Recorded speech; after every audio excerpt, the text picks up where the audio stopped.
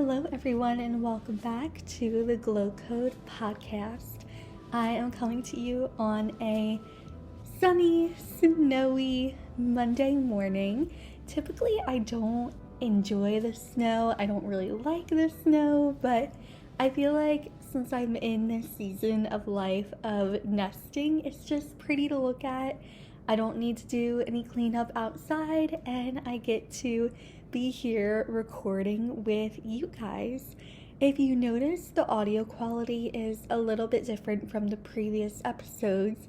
It's because I have been trying to find the adapter that I use for my laptop to connect my microphone in, and for some reason I can't find it. I don't know where I put it, so I am recording this on the laptop microphone.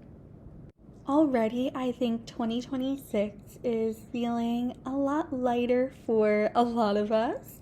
I've heard from, I think, either astrologists or people who understand the year of the fire horse that it doesn't technically start until February, but I don't know about you guys. I'm feeling much lighter and a lot clearer, and I have definitely seen that come up for other people as well. That leads me into what I want to talk about today, which is the unspoken side of pursuing a soft life. If you are here, if you are a listener, you are probably a woman who wants to lead a life that is guided by her feminine. You want to feel safe, you want to feel at peace with your life. However, sometimes we can experience a pendulum swing when we are pursuing a soft life. To give you guys an example and a bit of an update, I always told myself that I wanted to have a peaceful pregnancy, that I didn't want any stress or anything to bother me.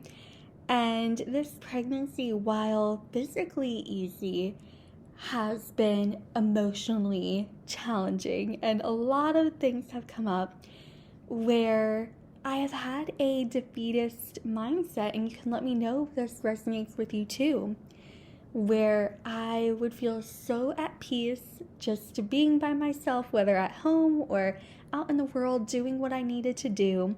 And then when stress would happen, it would kind of feel like everyone was coming in and raining on my parade. And that's something that we can start to take on as a perception when we are pursuing the soft life from an avoidant place. What was interesting throughout all of this was that I had a feeling that one of my spirit babies, that there was a good chance that one of my spirit babies was here, and that they were coming, and it ended up being this other spirit baby. I'm trying so hard not to say he or she right now, because we did just find out the gender through our NIPT test, and we're going to do gender reveals with our family. But I noticed during all of these moments when I had stress or when I felt anxious that it was this spirit baby that I am pregnant with whose energy I wanted to call upon, because their energy is grounded and stable and just feels like it can hold me through anything. When we are creating a soft life for ourselves, we want it to be a regulated life. Sometimes when we want a soft life, we imagine it as baking sourdough bread when we want, going to Pilates at 9 in the morning, having no one bother us, having everyone respect our boundaries. But what I want you to think of is, are your boundaries and desires from a true, genuine, regulated place? Or are you actually separating yourself from the world? Because especially if you've done a lot of personal development, maybe you have healed some things in your body, maybe you feel like you've done a lot of mindset shifting, it can almost feel like you are above other people or situations, because we can start looking at circumstances as, why is this happening to me? Why is this happening around me? This is not the soft life I want. Why is this person this way? And that kind of goes against a lot of the things that we talk about on this podcast, actually, especially the law of reflections, because we put our desire of a soft life so much on a pedestal that we don't recognize how other situations around us are helping us to grow, heal, manifest, insert whatever word resonates with you. If we are creating what we call a soft life, but then crumbling under pressure, then we are actually not living a soft life at all. At that point, we are fragile. At that point, we have no capacity. And one of the main components of developing and embodying your feminine energy is to expand your capacity for more. And me and my husband were talking about this at the beginning of the year, where we were discussing a lot of the things that happened in 2025, and now we have a baby on the way. And we were basically talking about how when stress comes up, when things come up in life, instead of feeling like we are on a sailboat, not able to handle the waves, we want to feel like we are in a submarine. So I want this to be a shift for you in your perception of a soft life. That a soft life is not separate from the real world. We actually do not want to separate from the real world or from the matrix, as some people say, because that is all part of our experience. Our electromagnetic field draws in these experiences. We wouldn't be here if we didn't want to be part of the system that we have set up here on Earth. Living a soft life is trusting that matrix, trusting that world that we are creating for ourselves, and recognizing that when things happen, they are not entirely good or bad. Actually, when we are living a soft life, or I'm also going to call it a regulated life, and things happen, instead of going into a defeatist mindset, we go into problem-solving mode, or recognizing how that situation is actually helping us. And I had something come up a few days ago where I slipped into that frame of mind of, why is this happening? I don't want to be around this energy. Why does this show up for me? But quickly I snapped myself out of it, and I implemented a little tool that goes along the lines of lucky girl syndrome. I know that was popular a couple of years ago on TikTok and Instagram, of people practicing how to manifest as a lucky girl. But essentially what I did was I shifted my mindset and my energy, and I asked, how am I so lucky that this has happened? Why am I lucky that this has showed up in my life? And I started to list off reasons. I said, well, it's actually bringing up some things that we can pinpoint as a cause for the problem. It allows us to set new standards and new boundaries. And I just started to get into this mental flow.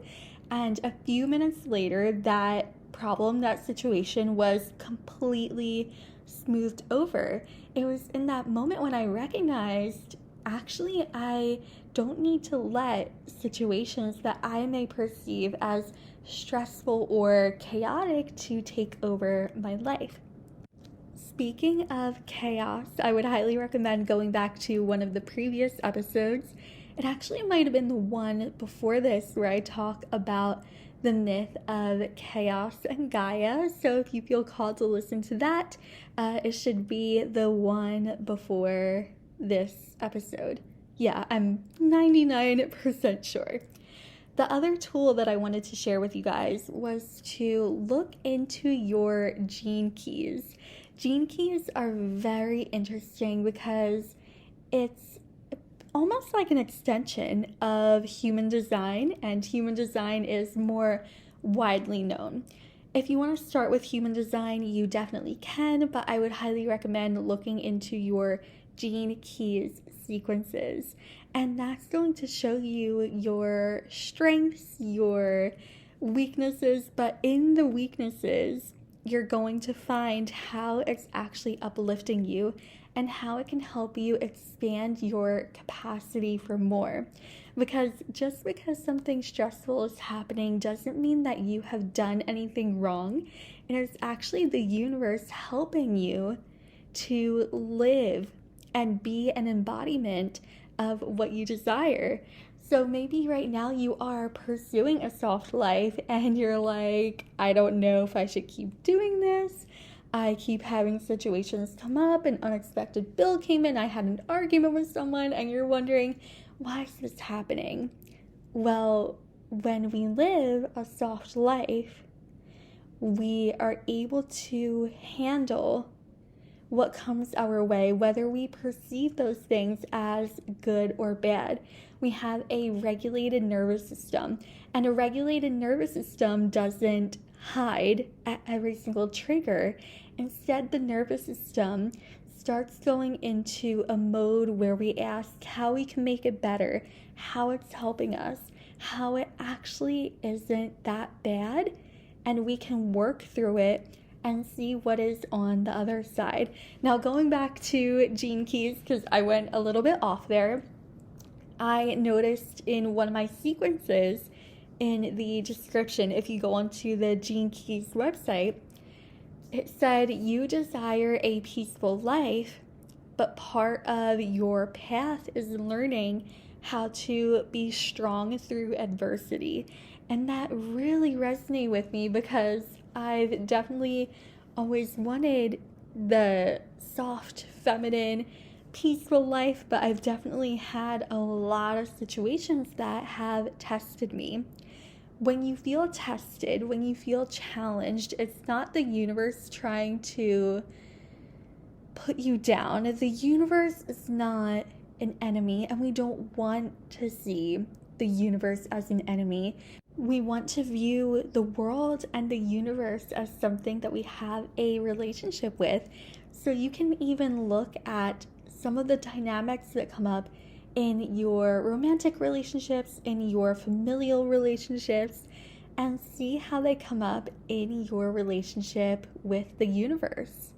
Because maybe you do have that avoidant tendency where you're saying, I have these boundaries and this is the life I want, and nothing else can penetrate this field. And what you end up doing is you put a guard around yourself, which is the complete opposite of a soft life.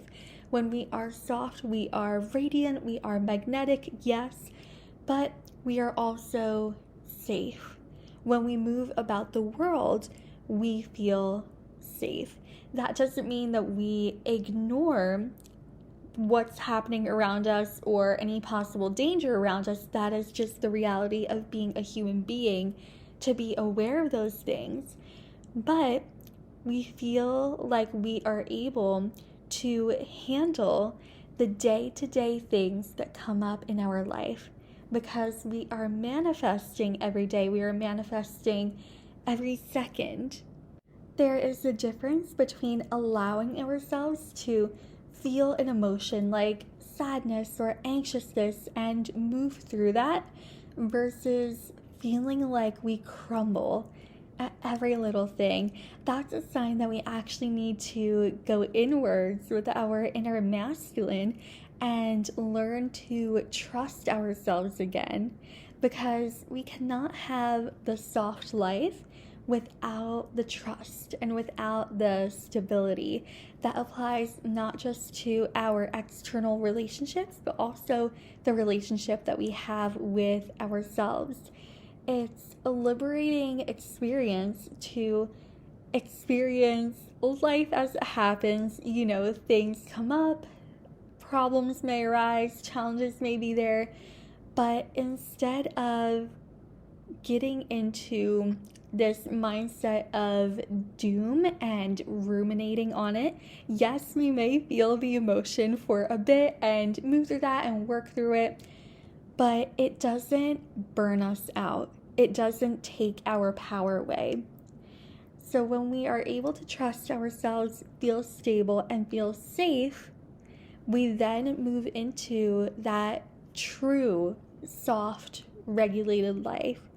Because now we have the capacity for more. We have the capacity to be present. We are able to make room for the things that we actually want in our life, instead of thinking that we are living a soft life while actually shutting ourselves down from the human experience that will ascend us into the embodiment of the feminine. Thank you so much for tuning into today's episode. If you love this podcast, be sure to leave a 5-star review, which helps to push this podcast out to more listeners. We have a little cameo from my ice maker at the end of the podcast, coming to say hello and to give some reassurance that even when things pop up, even when annoying things happen, we embrace it. I will see you guys on the next episode.